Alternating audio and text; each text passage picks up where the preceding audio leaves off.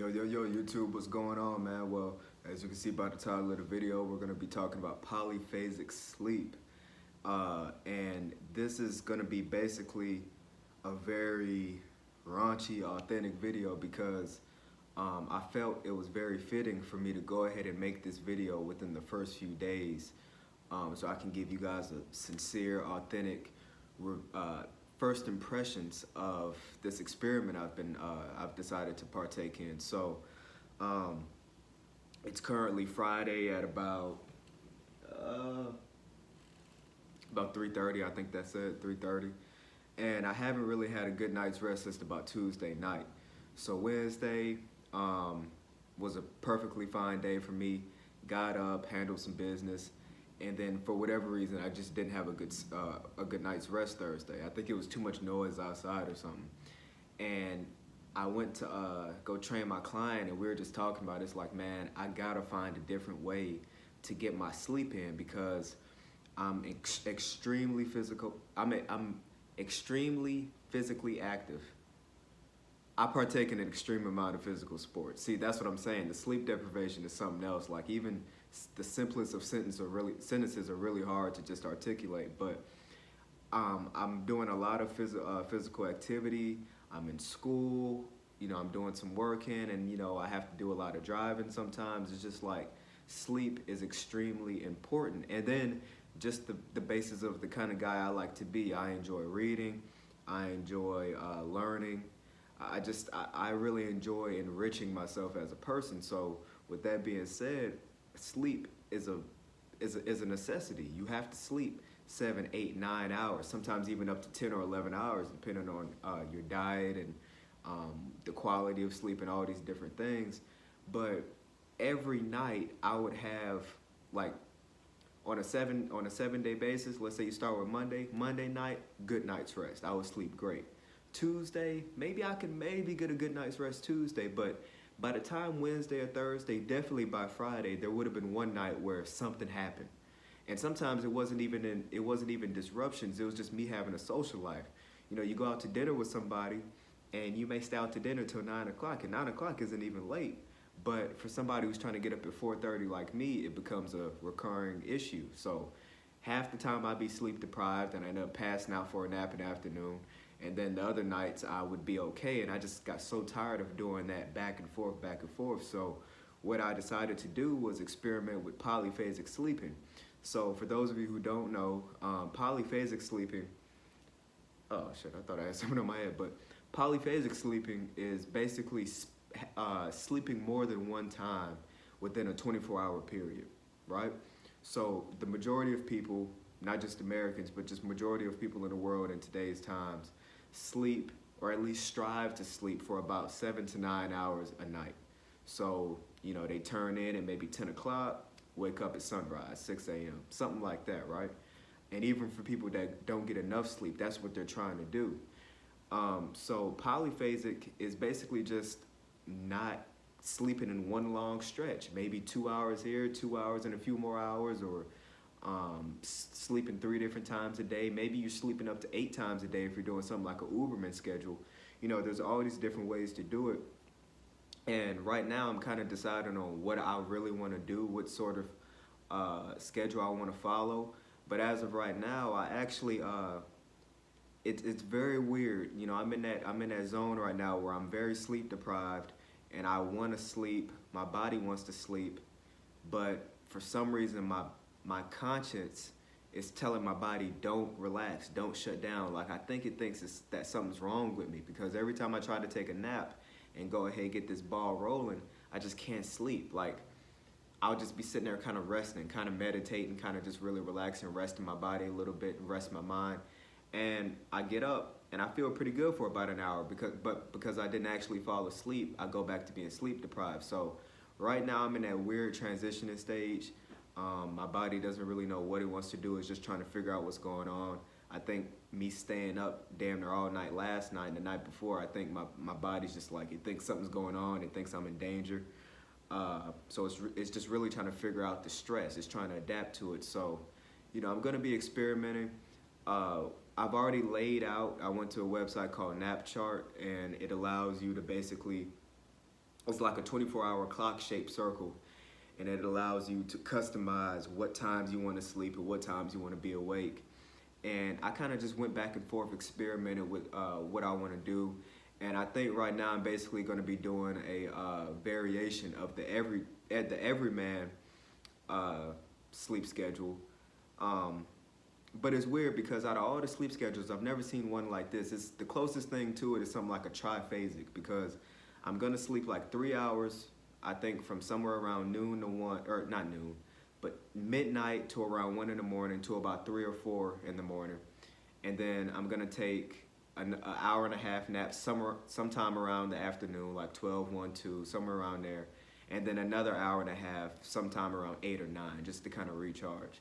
But I'm kind of, like I said, I'm debating on exactly what I want to do, and I've actually been doing a lot of studies on the Uberman sleep schedule.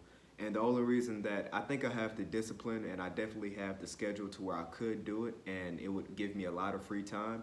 The only reason that I'm being kind of apprehensive about Uberman, which is where you sleep for 20 minutes every about 4 to 5 hours, the only reason I'm apprehensive about doing that is because, when you're doing all these different routines, even things like intermittent fasting and, just everything, you have to think about other people too. You know what I'm saying? So I don't mind maybe sleeping every 4 or 5 hours for just 20 minutes, because it's only 20 minutes. But I have to think about other people. Are people going to be disrupting me? Or if I'm on vacation, like let's say I'm on vacation with somebody and we've been out, just enjoying the place we're at for about 3, 4 hours, I'm gonna start wanting to have to take a nap. So they're gonna have to kind of adhere to my guidelines for me to stay sharp. And because to the best of my knowledge, when you do Uberman, if you skip a nap by even about 30 minutes, you literally like start to pass out. Like you get extremely sleep deprived. So you got to be real regimented with all these different things. And that's the only thing. We don't live in a polyphasic world. We live in a monophasic world. So it's going to take a lot of adjustments. I have to really figure out not only what works best for me, but what works best for people that I'm around a lot and people that I could potentially be around. And, like I said, I do a lot of traveling, so I have to think about it. Okay, I have it set in my head right now that perhaps I'm going to be sleeping for 20 minutes every 4 hours, but if, let's just say, for example, I get on a plane and go up to Toronto, am I going to be willing to keep on doing that, or am I going to want to stay out and just really enjoy myself and not worry about sleep? But at the same time, you could say, yeah, I gotta take a nap, but it's only for 20 minutes. I could duck off in my car real quick in the parking lot and come right back in like nothing happened. I mean, it's gonna take a lot of different trial and error periods. I'm really gonna figure out what I want to do. But unfortunately, you can't just adapt like that. So you really have to dedicate at least about 30 days to each individual regimen to figure out if it works for you or not. So. But whatever I decide to do, I'm definitely going to let you guys know, and I'm going to keep you guys updated. This is just a part 1. Hell, I may make a part 2 tonight. And, the interesting thing is, just one thing that I can say, I'm very tired. Everything's kind of running together. It seems like my brain is all mushed up. But one benefit is that, like, Wednesday seems like it was a few hours ago. Because, like I said, Tuesday night was the last good night of rest I had. So when you're just not sleeping, or you're sleeping very little, or for a very short periods of time, like I said, guys, bear with me. But when you're sleeping for these small periods of time, less than about an hour, definitely less than an hour and a half, everything, your time partitioning just completely changes, because you're not worried about day or night anymore. You're just worried about sleeping. So you're up at 4 in the morning, you could be up at 5 p.m., midnight, noon. It's just like you're always up.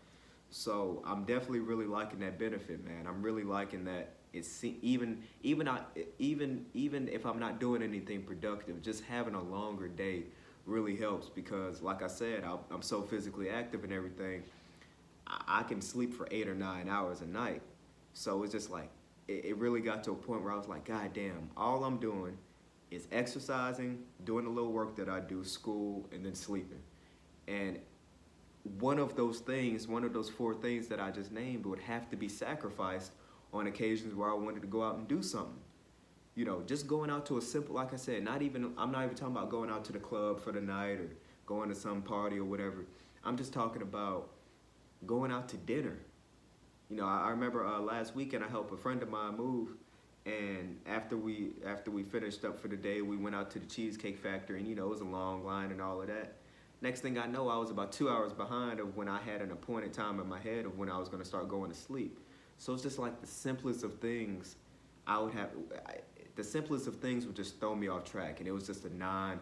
And then the next night I tried to catch up, and it was just a never-ending cycle. So basically, right now, my main motivation for doing this polyphasic sleep is to figure out a way to get more time out the day, more productive time, and not have to sacrifice things in my life that matter, you know, because my health and well-being is number one, of course, and, you know, me making sure that I have money in my pocket and I'm doing something productive, of course, but at the same time, sometimes it's necessary to wind down and, you know, and then you can't just be so focused on 8 p.m. to 4:30 in the morning is when I'm going to sleep, because like I said, things happen. So I'm going to be experimenting with this. I want to see where it takes me.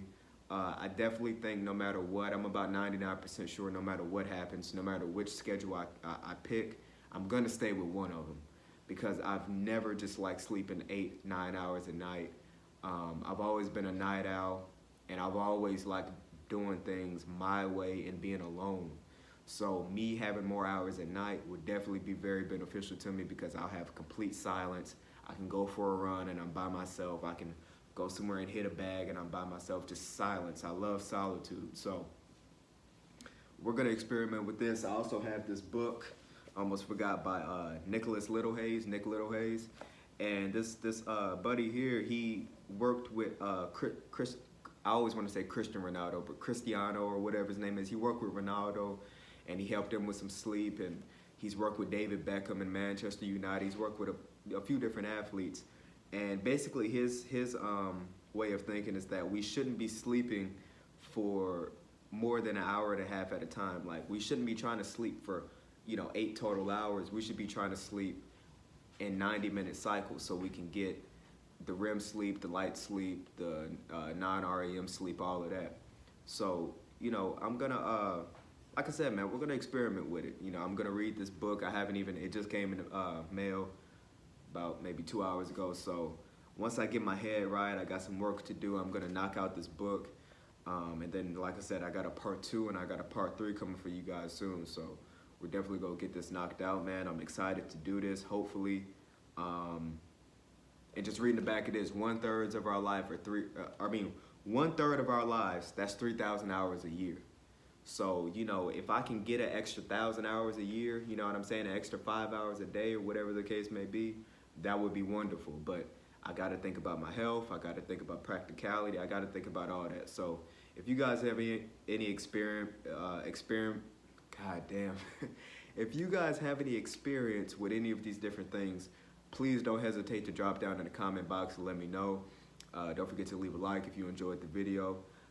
So I got a part 2 coming soon. I actually think I may record part 2 right now. So I appreciate you guys watching as always. Peace.